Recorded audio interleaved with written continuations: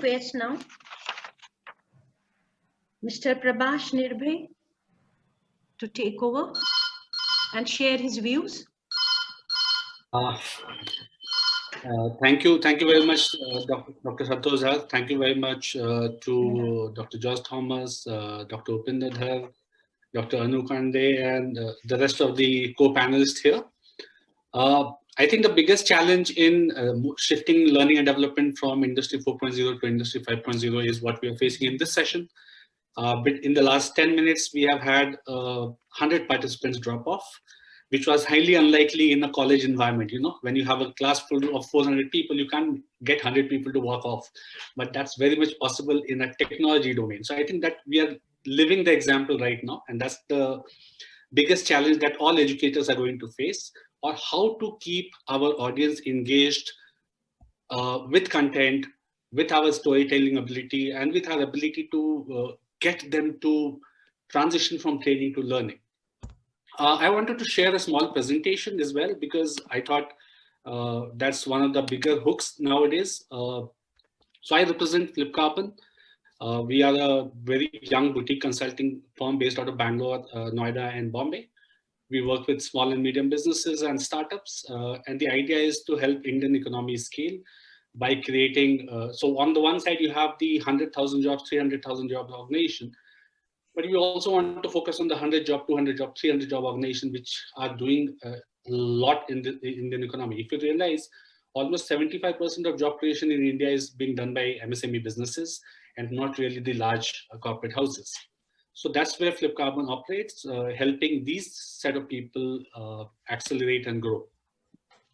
So as I was thinking about this topic, I think Industry 4.0 to 5.0, I think the critical element of change that we are looking at is moving from training to learning, where individuals become accountable for what they want to learn, how they want to learn, when they want to learn, how much they want to learn.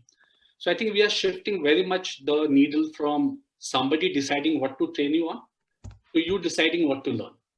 And that's the big strategic shift that's happening. Especially when it is possible to micro learn today, you can learn over a 30-second, 1 minute period and then move on to something else. Let's first talk about Industry 4.0. I think Industry 4.0 is all around us. Today, it is possible to order your favorite food in 30 minutes, and you can do it for all the different members of the family. You can order 5 different kinds of foods, and yet every member of the family will get to eat at the same time on the same table, but different food. So that entire challenge of what to cook today has kind of been thrown out by Industry 4.0. Rebel Foods, which operates 12 brands now, including Oven Story, Beros Biryani, The Good Bowl Company, Fasos, has completely mechanized food production. So the chef has been eliminated from the mix, and it is a computer chip which decides the menu, and it is a mechanized production which decides how the pizza will turn out to be. So that's one side of the story. The other side of the story is that Industry 1.0 still exists.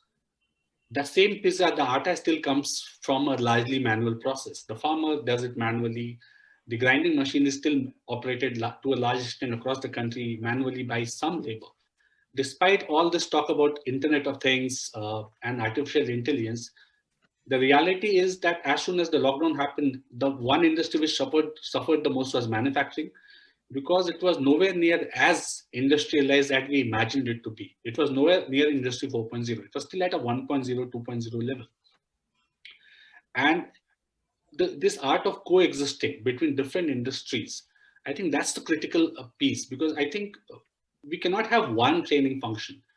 We actually have multiple training functions. If you are looking at normative training, which means you need to train a large number of people on the same skills, I think still the traditional training is going to operate to a large extent. If you're looking at formative training, where a person is encouraged to think creatively, is encouraged to ask difficult questions, and is encouraged to ask questions about set patterns, set standard operating procedures, and a set way of doing things, then you need learning more than you need training. So I think that's the core. I think the core of the shift from Industry 4.0 to 5.0, where artificial intelligence is kind of touted to take over the world, is interconnectedness is the core. Today, as much as human beings can access technology, by equal measure, technology can access human beings today as well. Go and try a Google search on any thing which can be bought and sold today, and tomorrow, right from Facebook to Twitter to Instagram to your favorite website will start throwing it up for you and start offering you choices. The A14 Bionic chip, which Apple has just launched, has 12 billion transistors. One transistor was touted to be a great invention. What happens when 12 billion transistors come and sit in your hip pocket? What kind of power does mankind get out of that, and how do we leverage that power for continuous learning, continuous innovation, and changing lives? Today, India has 27 crore students in schools. Out of those 27 crore students, private sector caters to about 10%, 3 crore children. What happens to the balance 19, 20 crore people who have very little access to good quality education? 3/4 of school expenses by government is actually on teachers and not really on teaching aids or school uniforms or bags or school shoes or anything else. In such circumstances, how can Industry 5.0 help scale up education in this country? How can we make good quality education available to 20 crore children? I think that's a challenge that one of our startups need to address. Today, if you look at EdTech in India, EdTech is largely about EdTech is actually media company or aggregator of teachers. EdTech is not really tech enablement of learning itself. How do we transform learning? How can we curate courses on a real-time basis for children? How can computer vision look at the face of a child and decide whether this child has understood what was taught 5 minutes back? And how can I refurnish and curate individual content for individual child in the classroom of 20 or 30 or 40 children? I think those are challenges in front of us that we need to address. But 2020 was a great year. It accelerated this entire transition from 4.0 to 5.0. For the first time in the history of mankind, we have not one but 2 mRNA vaccines. The entire DNA of COVID was made available to entire humankind in a matter of weeks. We shrunk vaccine research to less than a year. It used to take decades to come out with a vaccine. We have shrunk it to less than a year. And I think these are some of the critical elements of how 5.0 is likely to shape up over the course of the next decade. I think 2021's, right from the year 2021 to 2030, industry will shape up. If you realize in 1903, we were not flying. By 1930, we were flying across the Atlantic. So that's how technology can reshape the world. Similarly, I think 2021 to 2030 is the decade of the AI. There's so much research which is happening in this discipline, which is largely statistical, that we will see a huge shift in how we perceive learning and how human beings learn. That entire thing will change. Elon Musk wants to put a chip in our brain. US has just approved a nuclear reactor on the moon. Driverless cars are going to be a reality within this decade. I think we are going through an amazing transformation, which a lot of us will not even understand. India has 6.4 lakh villages. Today, the survey of India is mapping 4 lakh out of them over the next decade using drones. Now think about mapping 4 lakh villages using drones versus how many drone pilots do we have? A huge new vocation is coming up, which a lot of us are not even realizing right now. 4 lakh villages to be mapped would require maybe 40 lakh drones, which require 40 lakh pilots to run them, even if they are running multiple shifts, maybe 80 lakh pilots. How do you create this kind of an ecosystem in this country in a matter of months, not years? I think that's a critical piece. So if you look at what the shift I see, I think AI is becoming more trustworthy and it is becoming better at most human tasks. A driverless car is likely to be safer than a human-driven car, and that's a huge shift. However, statistical intelligence, which is what AI is driven on, is not the same as fluid intelligence. The human intelligence and our ability to take a call, which AI can't really do, is still going to survive the next century. And that, however, not all of us will ride that wave in equal measure. Some of us will ride it faster. Some of us will train ourselves faster. We will understand the technological shift faster. That's where fluid intelligence of human beings come in. I think human beings are going to rediscover culture. I think if one thing that has been taught in 2020 has been rediscovery of culture. People are getting together with their teachers, their family members. We have not spent as much time interacting with people this year uh, as we did this year as compared to the whole of 2019, for example. So while we are stuck at home, we are connecting more.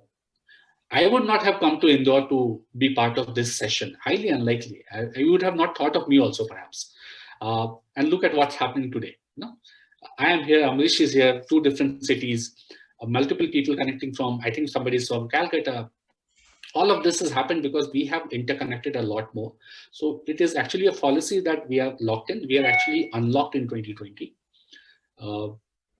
I think user experience is critical to Industry 5.0. If we, where it was all about mechanized way of operating, where a size 40 shirt was same across the globe, I think today it is all about giving a personalized solution to a human being. And that is what the 5.0 shift would be. What's the likely impact on training? I think, I believe, as I said, normative training, which normally happens to a human being, will give way to stormative training largely. So while norms-based training, which is mass training of somebody on a particular skill, will still happen. You still need to teach ABCD in the classroom. But stormative training, where we think and we are agile, will shift to the individual's domain, and the individual will choose what to learn. Industrial Revolution demanded that all of us did the same task with similar efficiencies. This was the training era. Today we are in the learning era. Our ability to stay relevant is diminishing very, very fast. Technology has kind of taken over each space, and we need to learn fast to cope and survive this. Learning is moving away from organization's domain to individual's domain. I don't think we can train people. I think people need to learn. I think training largely in future will be limited to behavioral dimensions or rudimentary tasks, whereas the middle of the pyramid training will largely be relegated to the human being to do it on his own or her own. I think augmented reality, virtual reality, and 3D modeling are changing how we learn. I was just interacting with a couple of startup founders from BITS Pilani, where if you click your camera, point your camera to any normal class 8 notebook, it pops up a 3D image of the same picture. For example, if you point the camera to a heart, it will pop up a 3D image of the heart. It will split it into various chambers, and the student can learn that in an augmented reality ecosystem. Similarly, virtual reality ecosystem and how training is happening in the virtual reality ecosystem. Indian astronauts are training with the Russian astronauts currently, and they have not stepped out of the laboratory to learn. Similarly, 3D modeling is a very interesting way of teaching people today. Now, content is micro-packaged. I think 3-minute learning is the key. Trainers like us are going to be obsolete if we don't learn very fast in terms of how do we keep people engaged for 3 minutes and let them move on to something else.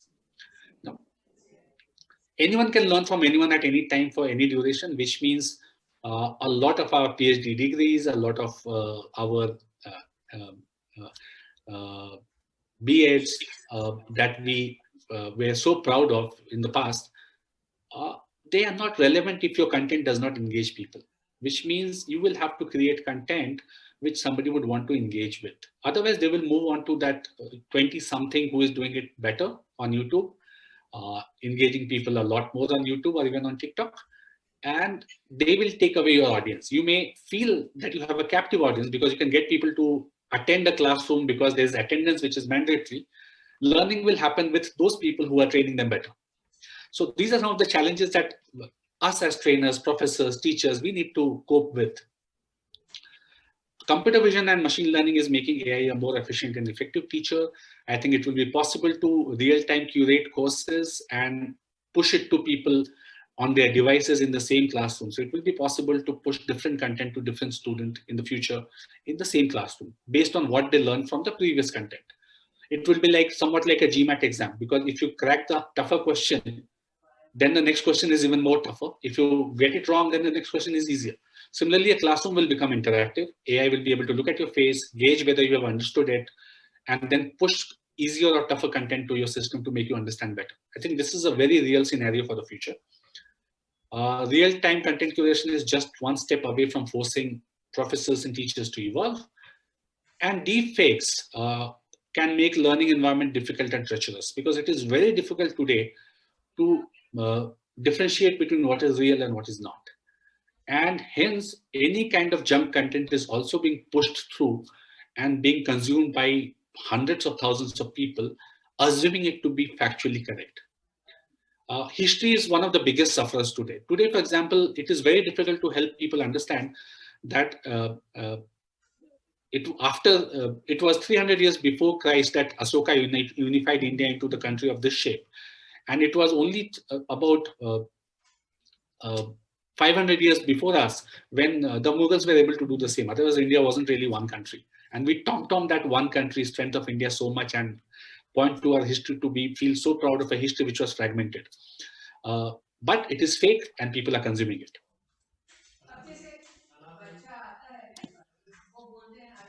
Last but not the least, I don't have all the answers. But I tend to ask a lot of questions. And my recommendation to all the 200 plus people who are on this call, students, I assume a lot of them, is that don't worry about what you already know or how much of it you know. Exams will come and go. What is important is your ability to stay inquisitive, ask a lot of questions, and keep learning over a period of time. I, for the first time, despite working in HR for close to 2 decades, enrolled for the artificial intelligence course last year. I read on an average 1 book a week. And I think it's important for us to stay inquisitive, stay on top of the game, and stay more relevant than the machines if we don't want the machine to take over from us. Thank you so much. Over to you, Dr. Santosh. Thank you so much. Both the speakers have given their views and the insights. Our first speaker talked about the challenges that are how to have productive teams, because earlier it was time-based, power-based, but now when we are working from home, so how to have the productive teams is a big challenge. And at the same time, to maintain an emotional touch with our team is again a challenge. Technological upgradation is again a challenge. We have to have new competencies and we have to take the risks. So in a way, it has been a learning journey for the new learning journey for the individuals also. And learning and development has become a new engagement. Our second speaker talked about, he said, emphasized that user experience is critical to Industry 5.0. And there has been a shift from normatic training to the stormatic training. And this is a learning era. But finally, when we conclude, what do we draw from it and what are the takeaways? Individuals need to take responsibility for their own continuous self-improvement, learning and development to stay relevant in their jobs and not relying on being spoon-fed by their organizations. Hence, developing the skills for modern learning will be the key. Having personal and relevant learning experiences will be important for the individuals. And for managers, need to take much responsibility for the growth and development of their people in their daily working lives. It means valuing non-training ways of learning, adopting modern learning practices themselves, and encouraging the sharing knowledge and experience of their teams. L&D, that is learning and development, needs to stop trying to command and control workplace learning. After all, they can no longer provide and manage everything everyone needs to learn to do their job and prepare them and the organization, prepare them for the organization of the future. Their work will need to be more about building, enabling, and supporting the organizational learning culture and mindset. Adopting a modern workplace learning mindset will not mean imposing some top-down change modern workplace management programs. Rather, it will mean learning and development having a new relationship with the business. That means learning and development needs to move away from being the learning gatekeeper, where they control access to all learning in the workplace, and from the learning police, where they enforce the process. L&D professionals need to become modern learning practitioners, where their role involves fostering self-sufficient modern workers who are not reliant on being spoon-fed everything they need to do their job, but enabling and supporting their learning in all its ways at, for, or through work. Thank you so much. This is what we draw from the two speakers who spoke today in this plenary session. Thank you so much. Thank you. Over to Rishu madam. Anu ma'am, we have some questions from the students, right? The first question is to Mr. Amrish Kanungo sir, that using technology, how can we make this employees more engaged? Right. So technology has come to a great help to the learning process. So I find that a lot of immersive technologies have come in place. So like, for example, there are Unreal engines, there are AR, VR platforms. So wherein you can actually get the right experience. So there is a 3D modeling which is happening, wherein the entire content. So for example, typically in manufacturing, now you want to kind of learn a particular, how does the engine works, or you want to give a demo to a customer that this is how your machine or learns. Now this AR VR completely changes the experience. So with the kind of AR VR specs you have, the goggles, you actually get into that collaborative place. And then you can actually touch and feel, take a 3D view of the entire design. Similarly, in programming, where we are actually working on cloud, where one person would push his code and then put it to a cloud platform. There are platforms where you can actually come in a shared space virtually and start creating models. So this has very much helped. And then Unreal Engine, 3D and Unity, these are the platforms which has helped the organizations to do it in more with a good experience, and that leaves a very good impression on our learning experience. So this kind of technology has really come to our help. As I mentioned, that we have completely transformed our induction process to a AR/VR platform. So that gives a different experience. So not just your induction, but your technical trainings, everything can be brought on that. Only thing is you have to choose the right technology which fits into your budget. Still it's evolving, but then 3D animation, those things have really enhanced the efficiency of the training programs. Does that answer the question? Yes, sir, sure. Thank you so much. Thank you. Sir, the second question from the students is to Mr. Prabhas Nirbhay sir. Sir, how to rediscover the culture? As you said, one of the points in some of the points that rediscovering the culture and providing personalized solution is answer to most of the questions, right? So how do they are going to help in enhancing the organizational effectiveness in context with training 5.0? Okay, so good question, and it is actually many questions rolled into one. So let me try to answer. I could actually sense about three there. So let's first talk about culture in general. I think one of the challenges of mankind today is that we have kind of lost relevance to exist. You know, the divide between the people who have it all and the people who don't have it is so huge. And you would have seen during COVID times, if a worker has to walk 800 kilometers to his hometown, then there's something seriously wrong with us. And as giants of industry, we need to really think about it.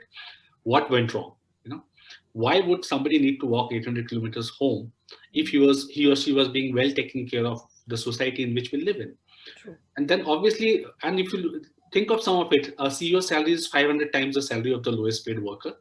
And that's a significant cultural issue with mankind. We don't need to exist. So that's one significant change that we all need to bring in. And value education is the key. I think we have spent so much time teaching engineering to people, teaching ABCD, mathematics, science to people, that we have kind of let go of value education. It is important in Industry 5.0 for mankind to survive, for nothing less, to go back to value education. It is important to let people know that every time you pollute, you are taking away from your own children. It is important for people to know that when you consume a disproportionate share of resources just because you have the means to do it, it is fundamentally flawed and wrong. And we need to call out these behaviors. And it needs to happen from educationists like US, where you need to spend considerable time teaching managers empathy, teaching leaders empathy. I think somebody spoke about, one of our guest of honor spoke about empathy as a critical element of leadership. Yes. So that's the cultural part. The second part of culture is, I think, this entire education system, which for 23 years teaches us to compete, and then in our 24th year wants us to collaborate, that has to change. No, this entire CGPA system, somebody coming first, marks being up, the single biggest criteria for how good you are. I think these are some of the things that we need to turn on their head. I think 20 students in the classroom are good at different things. Some are academically brilliant, some are good in sports, some are just good human beings. And we need to acknowledge each of these elements of a human person for us to become a good collective. Right now, we are a bad collective. Even in vaccine research, if you think about it, the haves have garnered a disproportionate share of the vaccines today just because they have the means to do it. You know, it is only some countries who are part of the Gavi coalition who are trying to make vaccine available to each strata of mankind. Otherwise, if you look at it, between Europe and US, they have 2/3 of vaccine share currently of the world. And this is fundamentally a flawed existence of humankind, and we need to change that. And it must begin at schools, colleges, education institutions. A disproportionate share of your time has to go into value education is my submission. When it comes to corporates, I think it is very important for corporates to look at their people as great collaborators and build an ecosystem of collaboration in-house. So if you want to spend a disproportionate share of your training budget, I recommend that you spend it on culture transformation within. I recommend that you stop giving spot rewards for individual brilliance and start giving spot rewards for collective brilliance. I don't think today's organizations are so disconnected that one individual can make a huge difference. Sometimes they can, but most often than not, if you are growing very fast, sales is doing its bit, but R&D and the development side of your organization is doing equally well. And it is important to recognize all of them. The third bit, the biggest cultural shift, I think people have stopped learning because we kind of put them in classrooms and made training supreme, you know. So you flock 200 people into a classroom, they sit down and wait for a professor to come in and curate a lecture for them, versus an inquisitive question answer, challenging each other, that needs to happen for people to become learners. And that is why you see that a lot of people suddenly drop off and they realize that they have stopped being relevant to the organization after 20 good years of service because they refuse to learn. And then they want the organization to value loyalty. No, organizations don't thrive on loyalty, they thrive on performance. Hence, we need to stay on top of our performance agenda as individuals. And for us to stay on top of our performance agenda, it is important for us to become learners rather than us becoming trainees. And that's a huge shift. My recommendation to ISTD would be to call itself ISLD because that's the future. Prabhash, with your permission, I'd like to add a point here. In terms of the culture, we have to look at giving more opportunities to whosoever is coming in the organization as a new entrant, be it a junior guy or a senior, doesn't matter. I look at the learning and development department as something which is like at the apex of the organization. So you have a, at the apex on a tree, there are new leaves which are coming. They are slightly red or pinkish. They haven't turned green actually, but then they are the apex. The beauty in nature is that it gives bigger picture. So whosoever is the apex, sees a overall picture, what is actually happening. So similarly, in an organization, if you have a junior person coming in, give him the maximum exposure. Now, normally it happens that we treat the interns as, hey, you're not supposed to kind of learn all this kind of thing. Be limit to these, whatever has been assigned to you, just limit yourself to that. But instead, if you put them at the apex and then give them a overall view what is happening in the system, that enables them to learn more, equip them to face the long-term, blueprint of the organization, what is actually happening.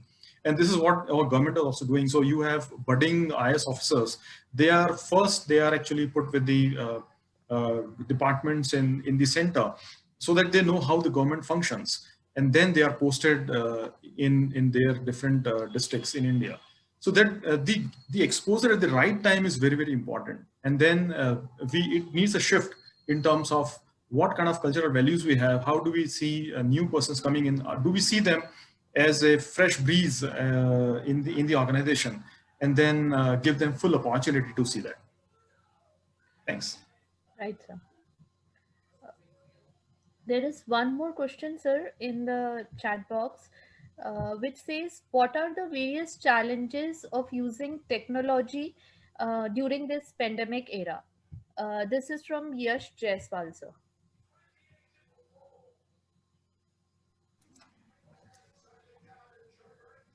Yeah, Amrish, you can take that. Okay. So the main challenge in using the technology is like one has to be technology conversant, first of all. So then in itself, it's a kind of a training required. But then it is pretty away from the human touch. I mean, we are seeing that in the schools also. A lot of online classes are going on, but the kids, they are least interested. Yes. Lost their motivation. So earlier it appears that everything will be smooth. You can still deliver the technology or the training online. These are fantastic platforms we can use. One example I to quote, when the COVID started, we were all locked up in the home and we were thinking that, and there was flood of webinars happening. So we thought that it's a fantastic opportunity. We can actually keep on learning, now attend this webinar, that webinar. But then ultimately it faded out. So technology cannot keep you engaged always. One has to find out his own, her personal, interest. So it has to have experience involved in that. So unless until our technology enables us to give that experience of feel and touch, I mean, a good experience with a good user interface, it cannot deliver the same what we used to do with one-on-one, classroom sessions, or maybe seminars which were in person. Physically, you are attending those seminars. So definitely, it has a limitation. Thank you, sir. Thank you for us solving the queries of the students. Anu ma'am, over to Anu ma'am. One point to add to the same question. Ji, sir. All what Amrish has said, that is fine. That is absolutely correct. What is going to survive now is the blended approach. Even in industry, Okay. you see, this online platform is going to survive. It is going to be there. But at the same time, in-person interaction will come back. It has to come back. Because as Prabhash also mentioned, and Joe Philip had also mentioned about empathy. So empathy will survive as an important correlate of the human behavior. Therefore, for doing that, as Amrish said, that it's not technology can't be there forever to do good, in the sense that technology is to be used only as a tool. Technology has done miracles, no doubt about it. Technology has enhanced the quality of living to a very high degree. But at the same time, human touch cannot be replaced. Human touch remains important. Therefore, for that human touch, in-person interaction has to be there. So it will come back. Therefore, in my view, it is the blended approach that has the future and that will sustain during the times to come. So it was very interesting session. Thanks I'll both. just add one point. Amrish, yeah. I think it's very important to see technology makes us do things, right? As soon as you get tech, you want to do things. You have a phone now, you don't want to leave it even when you go to bed. It's very important for us to, when we look at technology, it's very important for us to stop ourselves from doing things. That's equally critical. For example, as soon as the lockdown happened, we did webinars right, left, and center, assuming that people have nothing else to do at home. Whereas everybody was working 20 hours, right? There were no house help. You were cooking, you were cleaning, you were working a full-time job. You were taking care of kids, you were taking care of old parents. Where was the time to learn? You know, and yet every L&D professional out there was pushing webinars at their teams, you know, assuming that they have all the time in the world. So it's important to know what not to do when you get access to technology. I think that's Exactly. So we should not get True, sir. addicted to technology. That is very important. That it should not become a new kind of addiction. As we know about drug addiction, similarly, it should not become technology addiction. We must learn to differentiate and identify the point where we have to stop. To what extent we must use technology. Technology per se is to be used, no doubt, nothing wrong in it. But this is to be used as a tool only. To be used only as an enabler to facilitate our interaction, to facilitate the functions that we perform. So technology is important, but at the same time, addiction is not good. We should not get addicted. Double-edged sword. Yes. Ji, sir. Thank you, sir. Over to Anu, ma'am. Thank you, sir. Sir, with this, we come to the end of the first plenary session and we'll take a short lunch break.